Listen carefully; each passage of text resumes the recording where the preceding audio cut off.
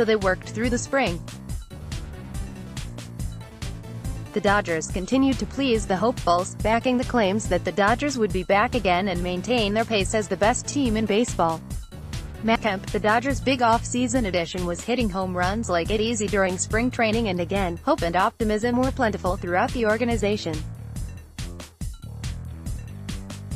The season started. At first, it was no big deal, you lose one game and look forward to the next 161. The Dodgers were shut out on opening day, with Kershaw on the hill, and immediately, there was a question of what was to come.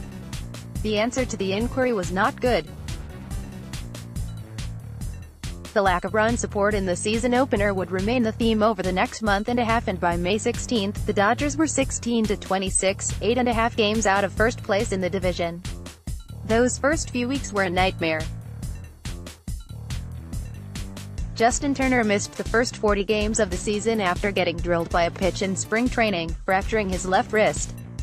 On April 30, the Dodgers' young mainstay, Corey Seager, would be placed on the DL only to find out his season would not include baseball, included Tommy John surgery. The list of problems continued to grow faster than the wins column did. Hyun-Jin Ryu was placed on the DL on May 3, Rich Hill missed the first month and a half of the season, and Puig missed 11 days to start the month of May. The hope from the spring faded quickly. The Dodgers' nosedive into oblivion was swift. Bright spots on the lineup existed, sure, but the stories were about Kenley Jansen, who struggled to find his groove all year, or Clayton Kershaw, who hit the shelf for a third straight season with another back injury. The Dodgers' disadvantages were mounting, and they were grasping for first place but kept missing their chances. More from Dodgers way, but, like every good story, the tides would eventually turn. The struggles that followed the Dodgers into May pivoted into a National League leading stretch where the Dodgers went 76-45. Ross Stripling, Kenley Jansen and Matt Kemp represented the Dodgers at the All-Star Game, and Max Muncy, a rising star and the team's most valuable player in 2018, was the face of the Dodger power hitters in the Home Run Derby. Muncy played the Derby. The rest of the Dodgers mimicked the theme, finishing second in the majors in total home runs. The 228 long balls was a new team record. The postseason rolled back around, and again, for a sixth straight season, the Dodgers were crowned victors of the division.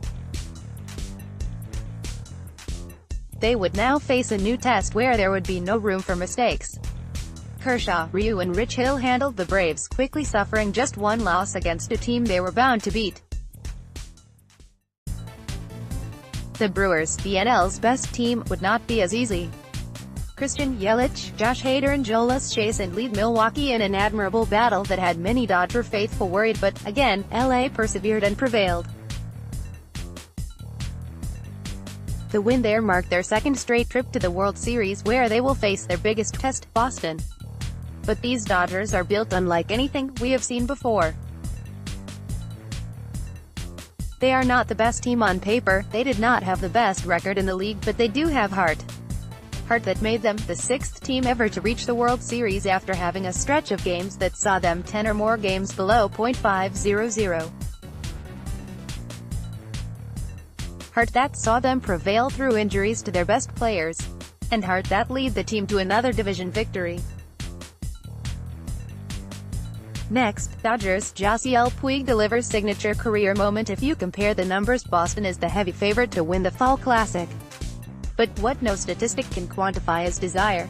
And, after a season of heartbreak and a roster full of heart, the Dodgers have as good a shot as ever to do what this organization has not done in 30 years: win a world championship.